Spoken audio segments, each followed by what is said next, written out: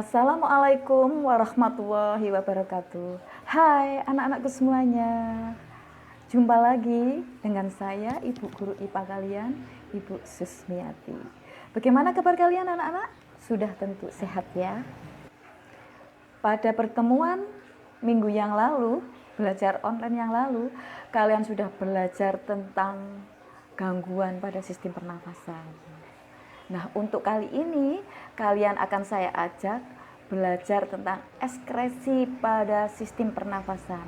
Tepatnya adalah sistem ekskresi pada paru-paru. Oke, apa itu ekskresi anak-anak?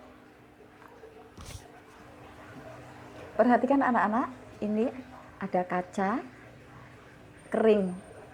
Ya, ini kering, saya tunjukkan. Perhatikan.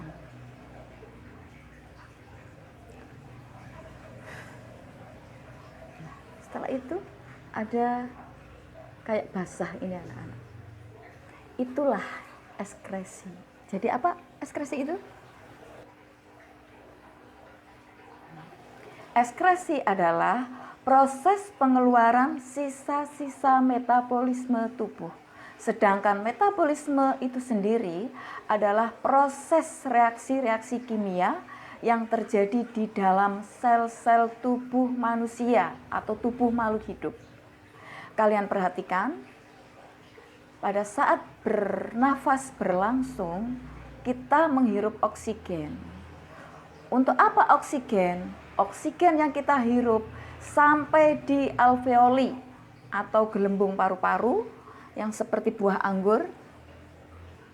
Nah, itu oksigen akan diserap oleh sel-sel darah pada yang warna merah, yaitu hemoglobin.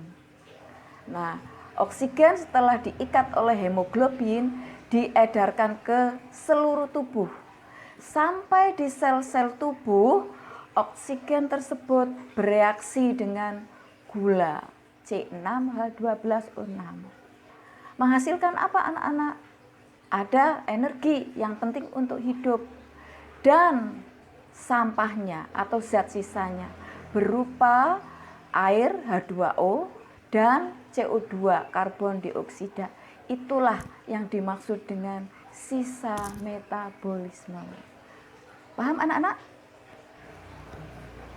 Itu tadi secara teori anak-anak. Tugas kalian adalah membuktikan dengan menyelidiki melalui percobaan ekspresi, maksud saya ekskresi pada paru-paru. Minggu yang lalu, belajar online yang lalu, Bu Sus sudah pesan pada kalian bahwa pertemuan hari ini kalian saya minta menyiapkan alat dan bahan untuk percobaan ekskresi paru-paru. Tentunya sudah siap kan? Itu anak-anak, alat dan bahan yang harus kalian siapkan. Alat tulis, buku catatan, BNT jangan lupa. Kemudian kaca, larutan air kapur. Ini minggu yang lalu sudah Bu Sus jelaskan ya cara membuat redaman air kapur atau larutan air kapur. Kemudian air biasa dan gelas yang bisa dilihat airnya, warna airnya atau gelas kaca. Oke anak-anak, untuk percobaannya ada dua ya. Satu, meniup kaca, ini ditiup ya. Kamu cek dulu kondisinya kering, setelah ditiup bagaimana. Nah, jangan lupa data hasil percobaan kamu tulis pada BNT, buku BNT, halaman 33. Ya, ini percobaan yang pertama. Kemudian percobaan yang kedua adalah meniup air. Kalian sudah menyiapkan satu larutan air kapur, yang satu air biasa, Kemudian masing-masing diberi sedotan. Pada saat meniup, waktu dan lamanya meniup harus sama anak-anak. Maka dari itu kalian bisa minta bantuan pada adik atau kakak. Nah, jadi yang kalian, Anda maksudnya ya, yang meniup air kapur dan adik atau kakak meniup air biasa. Nah, setelah ditiup, apa yang terjadi? Ini air biasa adalah sebagai pembanding. Kamu amati perubahan apa yang terjadi pada air kapur. Oke anak-anak? Nah, setelah itu seperti biasanya anak-anak, hasil pengamatannya kalian catat di sini. BNT halaman 34. Jelas ya? Oke. Mengapa di dalam percobaan ekskresi paru-paru kita menggunakan rendaman atau larutan air kapur? Karena apa? Larutan air kapur bila bereaksi dengan karbon dioksida, larutan air kapur itu punya simbol CaOH 2 kali dan bereaksi dengan CO2 atau karbon dioksida, itu akan kembali anak-anak menghasilkan air dan kapur tapi terpisah. Jadi menghasilkan kapur, kalsium karbonat, CaCO3 dan air. Hasil dari reaksi antara larutan air kapur dengan karbon dioksida, yaitu kalsium karbonat dan air, itu nanti akan terlihat di hasil percobaan kalian. Nah, bagaimana penilaian tugas kalian anak-anak? Ini ada rubrik penilaian ya. Jadi untuk pertama membuat larutan air kapur punya bobot skor 20. Kemudian untuk melakukan percobaan ekskresi